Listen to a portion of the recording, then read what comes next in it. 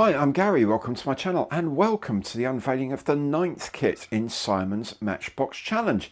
If you're not familiar with this, Matchbox was a British manufacturer of plastic kits in the 1970s and 80s, famous for its multicoloured plastic frames and interesting subjects. To a lot of modelers of a certain age, and I do include myself in that, there is a nostalgic and sentimental connection to them. Channel viewer Simon John has challenged me to build many of them. He finds them, sends them to me, and I promise to build everything he sends. I don't know what they are until I open the box on camera. Now, if you enjoy the video, please do let YouTube know by giving it the imperial thumbs up, hitting the notification bell, and subscribing to the channel. It's free and a great way to show your support.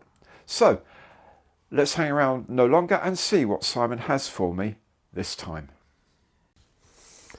So here it is, the next one of Simon's Matchbox Challenge kits. It's quite small, which is interesting. Very, very little weight. So I'm not really sure what it is. I'm guessing it's something fairly small, you know, sort of Spitfire size maybe. I don't know.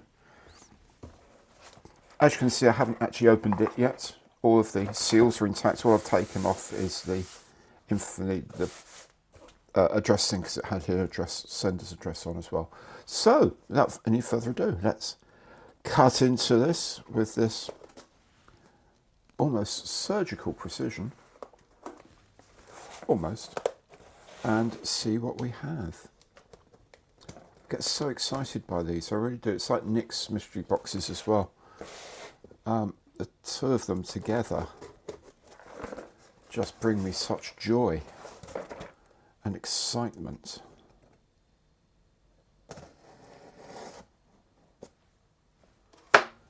Oh, there we go. Oh, this is where it gets exciting. Okay, so let's open the box. Can I see anything inside the box? Oh, I can see some bubble wrap. Simon's Matchbox Challenge. Yes, indeedy. Yes, it is. It's a small box. So let's cut that off. Cut that off. What is it? Ooh. Ooh, a Focke-Wulf 190A. Now that's interesting, rather than a D or anything like that. A two-colour Focke-Wulf 190A in the original sealed packaging, and it was purchased at Woolworths for £1.25 some years ago, I'm going to guess. Oh, now that's lovely. You see, the Airfix Focke-Wulf is, yeah, I'm not a big fan of the current Airfix 172nd Focke-Wulf, I have to say. But there's a fighter bomber there. See, that's a fighter bomber one. That's kind of nice, and I like all the yellow as well. I like this scheme here with the yellow and the black triangle and the red nose. I mean, I'm liking this more and more. Let's have a look inside. Do you know, I haven't seen my I don't think I ever made a Focke-Wulf 190 from Matchbox. I don't think I did. Goodness, air that has not been breathed for goodness knows how many years. Plastic's certainly not seen the light of day or any other time for a long, long while. So let's have a look inside. Wow, there we go. Green and green, two colours. Pilot figure, which is probably better than the Airfix ones are now. This looks a decent little bit of kit, you know. It doesn't look too awful at all. It looks quite nice. The fit of this machine gun set over there is kind of the biggest thing, really, because that's the bit I find on Airfix kits is absolutely awful. But there we go. Look at this.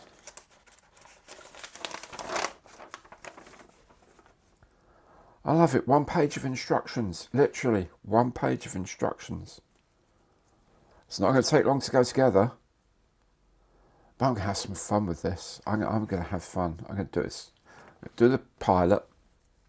Paint up the interior so you can see him nicely. engine. Okay, yeah, yeah, yes, that's all very straightforward. That's all very straightforward. That's all very easy, and I'm going to say easy. And that's it. Some colours here. Now, what are we going to do for colour? Which colours are we going to do? So, I'm going to guess 65 aircraft blue. That's Humbrol 65. As was, I don't know if it still is, but anyway, it's 65 aircraft blue. So that's going to be an RLM blue underneath. See, the box art is a bit ambiguous. It's just got a sort of darkish green on top. So what do we think we're going to? How do we think we're going to paint it? Oh no, it has got a splinter, sort of hint of splinter camouflage there. I'm going to give it some splinter camouflage and, sort of spray it so it melds in over that. B and C are just black green and dark green. Okay, so I can do the RLMs of that. That's going to be relatively early in the war. I'm going to guess about 42, 41, 42, something like that. That'd be easy enough to organise. Yeah, I'm very excited about this. I like an FW190. They are nice machines. And the decals are a bit stuck on there, but it doesn't matter because I'll be redoing that bit. I'll be painting the band, the fuselage band, in yellow anyway. The decks don't look too bad, there's no yellowing of the actual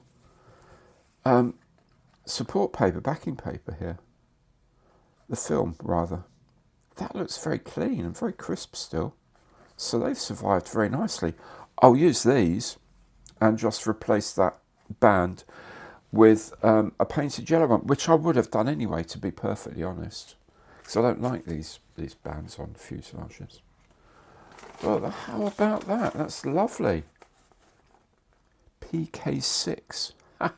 Very early moulds, that's for sure. Let's see if we can get a date on the mould somewhere. There we go. I don't know if we'll be able to see that. 1973. Well, do you know what? For a 1973 kit, the plastic don't look terrible. Raised panel lines here, but not awful. Plastic. I am so tempted to rescribe those panel lines there, though. The obviously the flaps and all that are. No, the flaps are raised as well. It's engraved in where you've got the ailerons and the elevators, and yeah, all those panels are engraved in. Here they're set up.